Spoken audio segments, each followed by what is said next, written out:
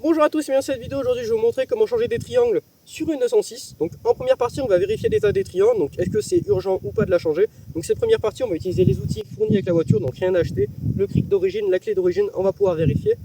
Deuxième partie on va acheter les triangles, donc il y en a à peu près pour une centaine d'euros, 110 euros, donc ça va encore. En troisième partie, on va faire la liste des outils à acheter parce qu'il y aura des outils spécifiques, forcément les arrache-rotules, mais on va essayer de faire au maximum avec des outils standards, des outils que tout le monde a. Ensuite, en quatrième partie, on va tout simplement démonter les triangles, plan par plan, vidéo par vidéo, on va faire ça dans l'ordre et ça va bien se passer. N'oubliez pas que la vidéo est chapitrée, donc si vous voulez sauter des étapes, n'hésitez pas, et si vous avez des questions à poser en commentaire, je réponds avec plaisir, vous avez l'habitude. Bonne vidéo! Alors déjà, on va contrôler l'état des triangles. Donc il va falloir soulever la voiture, donc vous pouvez utiliser le cric d'origine, donc moi personnellement j'ai un cric que j'ai acheté sur Amazon pour 27 euros et ça fait très bien le taf. On va d'abord soulever la voiture sur le berceau, on va vérifier si on a du jeu dans la direction, et puis après on va démonter la roue pour regarder l'état des triangles. C'est parti.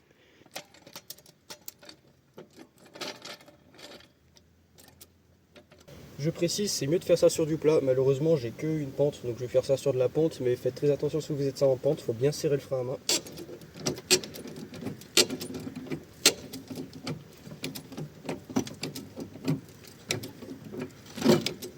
Donc ça, c'est normal. C'est normal aussi. Voilà. Donc là maintenant on a la roue qui est libre. Donc si vous n'avez pas mis de vitesse, on peut la tourner comme ça. Donc déjà on va vérifier sur cet axe comme ça. Donc moi ça va. Donc c'est pas parce qu'il n'y a pas de jeu que le triangle n'est pas usé. Donc on va quand même le changer. Mais s'il y a du jeu, ça veut dire que c'est très urgent de le changer. Là ça va, j'ai pas de jeu. Je vais tester comme ça maintenant. Comme ça il y a un peu de jeu, mais c'est normal, c'est la crémaillère de direction qui a un tout petit jeu. Donc normalement ça fait un petit claque sec. C'est vraiment très léger. Et si ça bouge et que c'est un peu mou, ça veut vraiment dire que les triangles sont usés. Mais moi ça va, mes triangles sont pas trop usés, mais j'ai quand même les changer. Oui, j'ai perdu l'outil pour retirer mes cache-roues. Je l'ai bien serré celle-là. Voilà.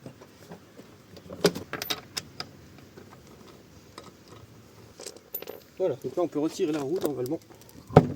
Ok, parfait. Donc là nous avons la baguette de direction. Donc c'est là qu'il faut voir s'il y a du jeu. Donc moi la mienne elle n'a pas de jeu, donc j'aurais pas besoin de la changer.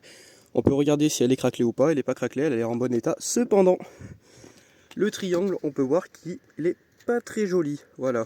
Donc voilà dans quel état il était il y a un an. Donc comme vous pouvez le voir, ça peut se dégrader très vite. Donc ceux-là ils étaient très vieux, ils avaient 20 ans. Donc en une seule année ils se sont très vite dégradés. Donc c'est pas urgent de le changer, ça fait un bout de temps qu'il est comme ça. Mais c'est recommandé de le changer quand il est comme ça. Voilà. Donc là comme vous pouvez le voir, on a l'autre cylindre bloc qui commence à s'arracher. Donc là, il est temps de le faire. Voilà. Donc voilà le nouveau triangle. Donc vous pouvez comparer la différence entre le neuf et l'usé. Voilà, comme vous pouvez voir, c'est cette pièce qui est là et qui vient là.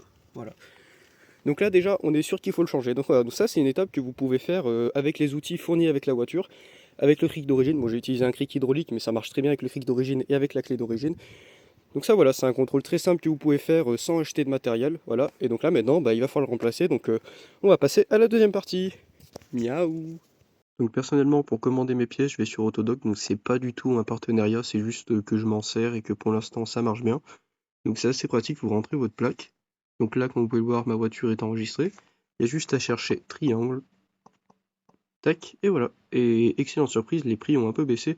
Quand je les avais achetés, c'était à peu près 50 euros l'un, et ça m'était revenu à 110 euros. Mais là, du coup, c'est pas trop cher. Il faut faire attention de bien prendre un gauche et un droite. Ils sont différents, faut surtout pas acheter deux fois le même. De plus, si vous voulez garder votre voiture longtemps, je vous déconseille d'acheter du Ridex. Le Ridex, c'est vraiment pour dépanner, ça va durer 4-5 ans tranquille, mais il faut pas en demander plus. Personnellement, j'ai pris ceux-là, les Stark, parce qu'ils ont l'air bien. C'est le bon compromis entre la qualité et le prix, et puis voilà.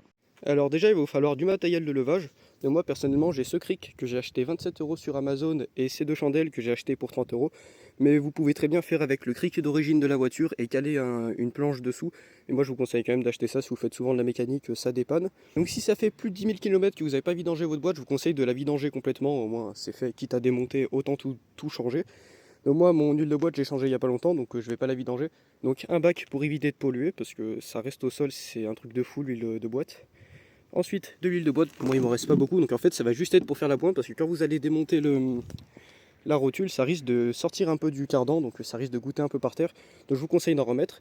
Et pour en remettre, j'ai fait ce petit outil, donc ça marche avec n'importe quelle bouteille, vous mettez un tuyau comme ça, Donc le tuyau j'ai acheté sur Amazon pour 5 euros. Donc vous mettez la nouvelle huile dedans et ensuite je vous montrerai comment remplir la boîte par les vents. Et puis voilà. Ensuite pour ce qui est des outils spécifiques, il va falloir un arrache-rotule. Donc moi personnellement j'ai acheté ceux-là. Donc c'est des Autobest et je regrette un peu parce qu'ils sont trop fins en fait. Mais en fait l'espacement qu'il y a sur la 206 est un peu plus gros que ça. Donc je vous conseille d'en acheter un peu plus gros si vous pouvez. Donc moi du coup je dois m'embêter à mettre les deux en même temps. Mais je m'en sors très bien. Avec l'arrache-rotule, un marteau. Donc n'importe quel marteau fera l'affaire. Donc si possible un gros, le mien est un peu petit. Mais bon je vais me débrouiller avec ça, c'est la solution après tout. Il va vous falloir également une barre avec des attaches en plastique. Donc oui, ça par contre, ça c'est la méthode officielle de Peugeot pour remonter les triangles. Il va vous falloir une barre, donc n'importe, moi j'ai un tube, mais une barre qui fait à peu près cette taille en métal, donc n'importe quoi. Ça pourrait même être l'ancien triangle. Et des attaches plastiques ou des attaches métal. Donc en fait, il va falloir baisser cette partie-là, vous voyez, cette partie, il va falloir la forcer vers le bas pour rentrer le triangle. Donc ce qu'on va faire, on va coller notre barre dessus avec des attaches plastiques. Voilà. Donc une barre, un bout de bois très solide fera l'affaire.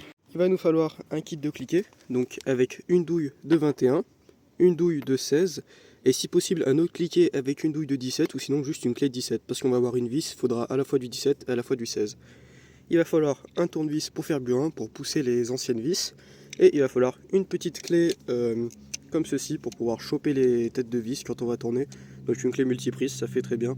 Et puis voilà, puis là après j'ai une clé dynamométrique, mais ça c'est juste pour pas me faire chier quand il faut resserrer la roue, mais clairement c'est optionnel, c'est vraiment du luxe. Puis on peut ajouter le classique WD-40 et nettoyant fin, donc le nettoyant fin c'est un peu optionnel, c'est vraiment pour faire propre.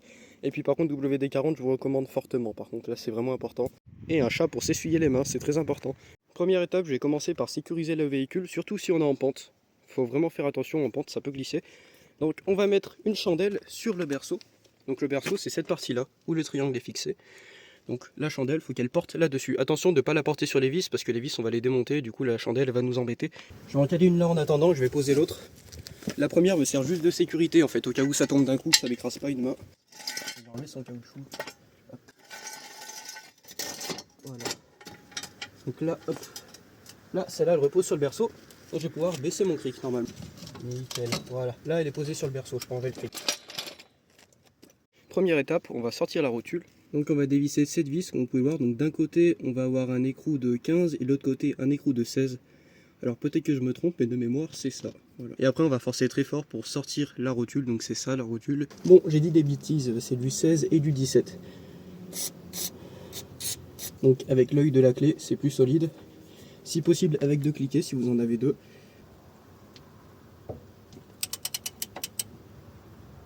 Ok, donc là, ça y va plutôt facilement, j'ai de la chance.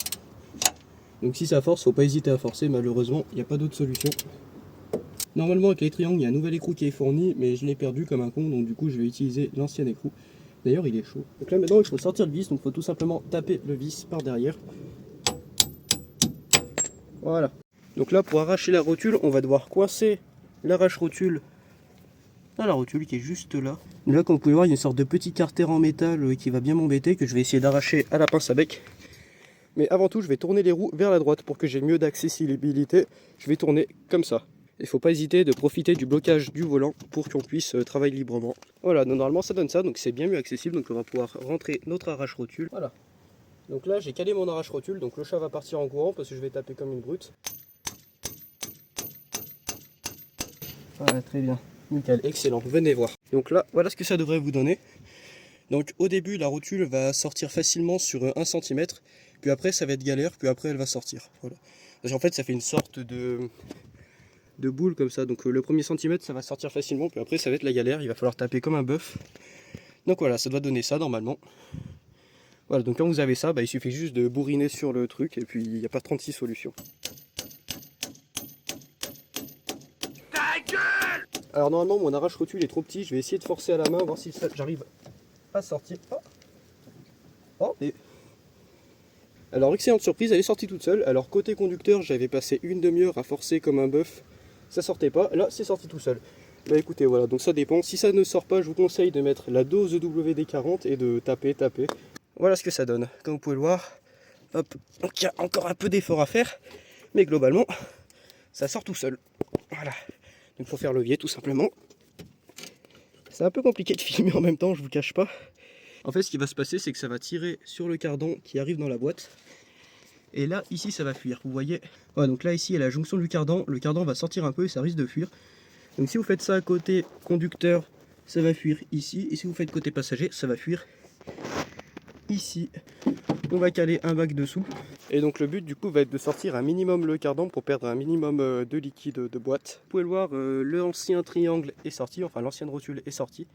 Donc comme vous pouvez le voir, ça a beaucoup de résistance malgré le fait qu'il soit usé. Donc le nouveau, je vous explique pas pour l'installer, ça va être la galère. Ensuite, il va falloir tout simplement dévisser ces deux vis. Enfin, je dis tout simplement à chaque fois, mais en vrai, c'est un peu la galère à chaque fois. Donc là, pour le dessus des vis, on va utiliser la pince multiprise. J'imagine qu'il faut une douille spéciale, mais avec ça, ça marche très bien et c'est gratuit. Donc, tout simplement, on va choper comme ça et puis voilà. Et puis après, on va démonter avec une douille. Il me semble que c'est du 19, celui-là et celui-là. C'est pour ça que je vous ai dit qu'il faut bien positionner les chandelles pour pas être gêné. Et bien sûr, j'ai encore dit des bêtises, c'est pas du 19, c'est du 21. Donc c'est cette douille. Ok. Ok, donc elle est déjà dégrippée. Je vais attaquer la deuxième. Ok. Ok, ça vient tout seul. Excellent. Maintenant que c'est dégrippé, je vais attaquer ça au petit cliquet. Normalement, à partir de là, exactement, voilà, on va avoir la tête qui va tourner. Donc là, il va tout simplement falloir la retenir avec la clé multiprise. Donc là, normalement, ça devrait y aller.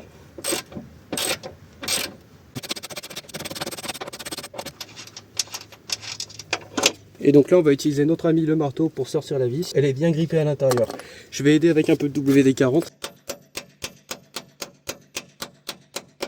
Et là, je vais lui utiliser un vieux tournevis. Ça peut être n'importe quoi, une petite barre en métal ou une ancienne clé pour sortir les vis, comme ça. Voilà. La voici. Ceci est une vis de châssis. C'est vraiment énorme. Je vais dévisser l'écrou de celle-ci et après on va essayer de la sortir, vous allez voir, c'est toute une aventure. Donc là, nous allons sortir cette vis. Donc comme vous allez voir, on va avoir une difficulté au niveau du cardan, le cardan est en plein milieu. Et peu importe comment on tourne la roue, ça va pas forcément nous aider. Donc du coup, ce qu'on va faire, on va tout simplement démonter la rotule de direction. Donc c'est cette vis et cette rotule. Donc là, on va blinder WD-40 parce que généralement c'est bien coincé. Et il me semble que c'est du 15 si je dis pas de bêtises. Ok, alors là j'ai fait une énorme boulette, bon c'est pas trop grave, je vais m'en sortir. En fait au lieu de dévisser, je vissais, c'est très con comme erreur et j'ai pas fait attention, je me suis dit c'est juste la rotule qui est grippée, mais non c'est juste je tournais dans le mauvais sens. Donc petite astuce, quand la rotule tourne dans le vide, ça veut dire qu'elle est très usée. Il suffit de caler un cric dessous et de forcer comme ça, et ça permet de la coincer. Et on le fera probablement au remontage, parce qu'au remontage elle va probablement tourner dans le vide. Et en fait voilà, c'est ça le souci. Ma clé elle se tourne pendant que je dévisse. Ma clé est un peu usée. Voilà. Donc là, on a l'écrou et la rondelle. Bien mettre de côté. Normalement, ça sort tout seul. Je vais l'aider un peu, mais normalement... Voilà. Normalement, quand on a démonté la rotule de direction, on peut librement le tourner comme ça. Voilà. Donc faites attention à l'amortisseur. Faut pas s'amuser à le tendre, parce que sinon, ça vous revient dans les dents et c'est pas top. J'ai encore dit une bêtise, c'est du 16. Là, en fait, j'ai encore la rotule qui est encore un tout petit peu emboîtée. Faut que je la sorte sans me casser les dents. Ça, je le décale là. Voilà, ça y est. Elle est sortie. Voilà, donc alors là, j'ai forcé la rotule à sortir. Donc comme vous pouvez voir, maintenant qu'on a enlevé la rotule et la direction, c'est très libre. Donc c'est là, il faut faire attention de ne pas sortir le cardan. Et donc là, comme vous pouvez le voir, la vis va pouvoir sortir normalement.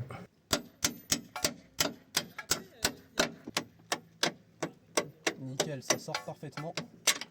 Voilà, donc là on peut récupérer la vis de châssis. Voilà, donc là maintenant, nouvelle étape, sortir le triangle. Alors, comment on sort le triangle? On va décaler cette partie et on va tirer le triangle tout en bougeant. Ça va être compliqué, mais ça va bien se passer. Voilà. Donc là déjà, ça a l'air de bien venir. Donc comme vous pouvez le voir, le triangle pivote sur sa vis du milieu. Allez, viens mon ami. Voilà, l'ancien triangle. On va le rentrer sur la première partie, donc là c'est ça c'est le berceau, imaginons ma main, on va le rentrer comme ça, on va forcer, tac, ça va rentrer comme ça.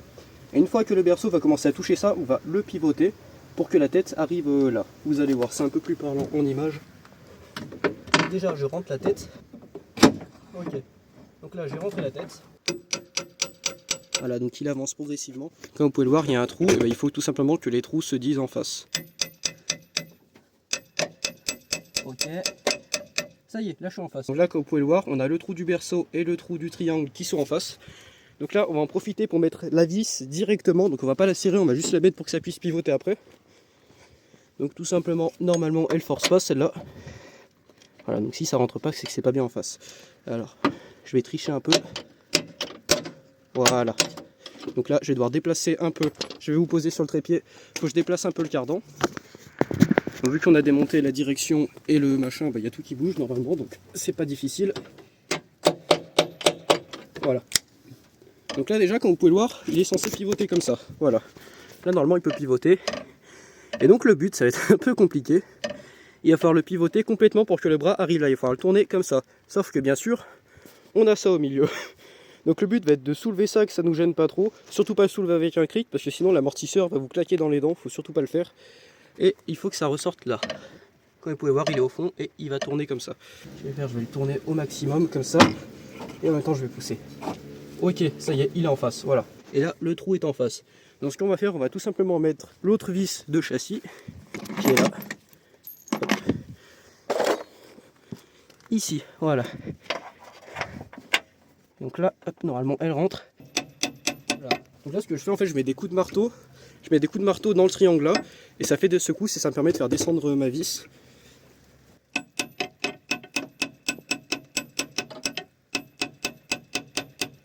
Voilà.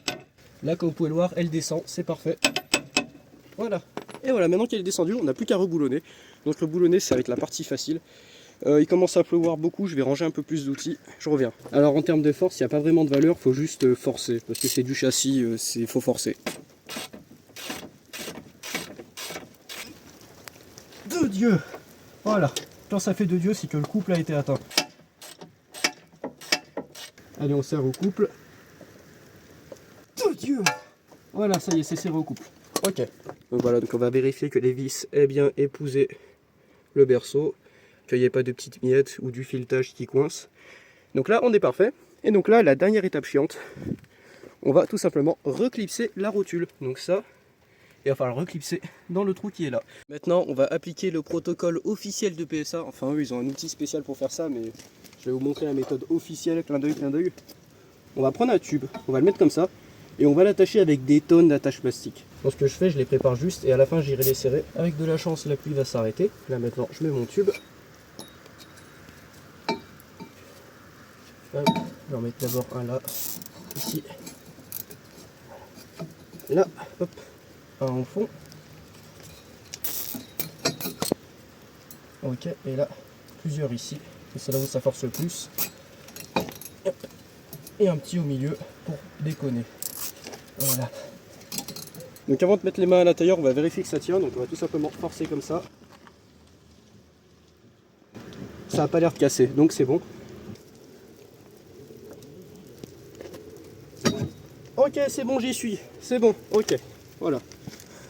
Donc la technique, tu appuies avec ton genou ici et avec tes mains, tu essayes de le faire rentrer dedans. Et là, ça y est, il est dedans.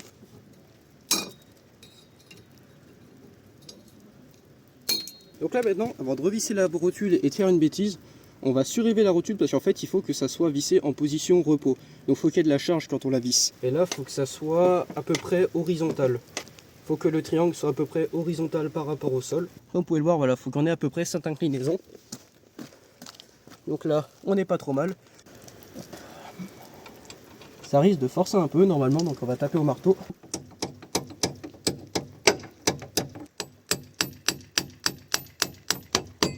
Et voilà. Et là, il tape. C'est nickel.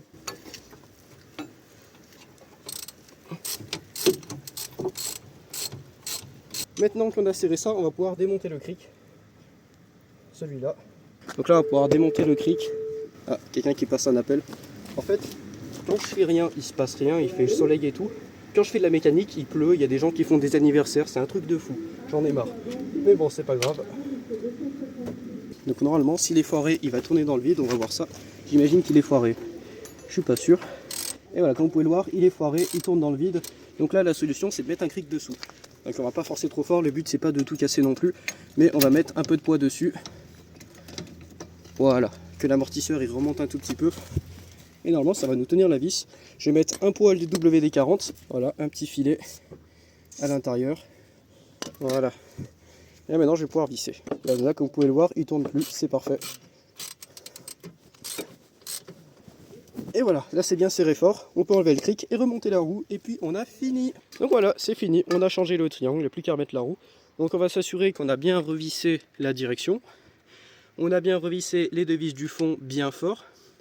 Celle-ci, qu'elle serre bien, donc pas trop fort non plus, mais qu'elle serre bien. Voilà. Et puis voilà, et puis là on peut remonter la roue, et puis on peut rouler. Voilà, hop, on va mettre les vis. Maintenant 120 Nm, donc bien sûr on le fait à la main normalement, mais là c'est le grand luxe. Tac, et voilà. Et maintenant on enlève le cric et les outils dessous accessoirement, ça sera mieux pour rouler. Puis on va attaquer le remplissage de la boîte. Bon, j'ai pas besoin, mais je vais quand même vous montrer comment on fait si jamais vous avez besoin. Donc maintenant pour remettre l'huile, il n'y a pas vraiment moyen de savoir le niveau de la boîte. Donc si on en met trop c'est pas grave, mais on peut pas vraiment... En fait le niveau est accessible là, mais c'est très peu accessible en fait, c'est contre le châssis. Je sais pas pourquoi ils ont fait ça Peugeot, enfin bref voilà. Donc ce qu'on va faire, on va regarder le volume qu'on a dans notre bac. Donc moi j'ai rien, mais normalement vous allez avoir un petit fond. Et on va mettre un peu plus que ce qu'il y a dans la boîte, donc un peu plus que ce qu'on a perdu. Sachez, s'il y en a trop, c'est pas grave, voilà, faut pas hésiter à en mettre trop. Donc on va remplir notre bocal de ça, et surtout c'est une huile qui coûte assez cher.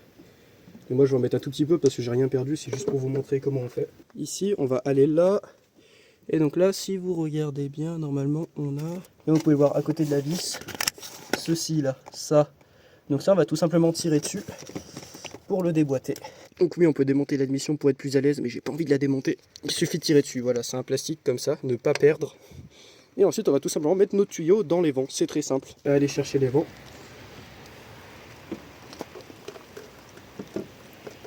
Voilà. Et une fois que le tuyau est dans les vents, donc là le tuyau est dans les vents, regardez, voilà, et on va tout simplement laisser descendre. Donc c'est très visqueux, il va falloir attendre longtemps, donc voilà, faut pas appuyer, ça sert à rien, faut juste attendre, voilà. Et donc faut pas hésiter à en mettre plus que ce que vous avez perdu, parce que de toute façon ça perd un peu avec l'usure, donc voilà. Et si vous avez plus de 10 000 km, je vous conseille juste de faire la vidange complète. Donc il y a pas mal de vidéos sur YouTube, je sais pas si j'en ferai une vidéo, peut-être j'en ferai une vidéo. Hop. Et voilà, je vais le retirer. Attention, c'est une vraie saloperie, ça pollue le sol et ça reste super longtemps dans le goudron, donc du coup je vais bien le remettre dans le bac. Et voilà, on peut remettre les vents et démarrer. Donc là on va s'assurer qu'elle part droit. Donc la mienne partait déjà un peu à gauche avant, donc j'ai fait un parallélisme, mais en fait j'ai le train arrière tordu, donc on peut rien y faire, le train arrière est tordu. Donc là comme vous pouvez le voir, je touche pas le volant, elle part droit, donc c'est excellent. Elle est réactive, il n'y a pas de jeu. Franchement excellent, elle est même un peu plus rigide qu'avant sur la direction, donc ça c'est excellent, c'est signe qu'il y a eu de l'amélioration sur le châssis. Et puis voilà, et puis si vous avez encore du flou dans la direction, ça veut dire que c'est les biellettes à changer, donc j'en ferai sûrement une vidéo dans le futur, mais le temps que je sorte la vidéo, je vous conseille de regarder une autre vidéo sur YouTube, et puis voilà.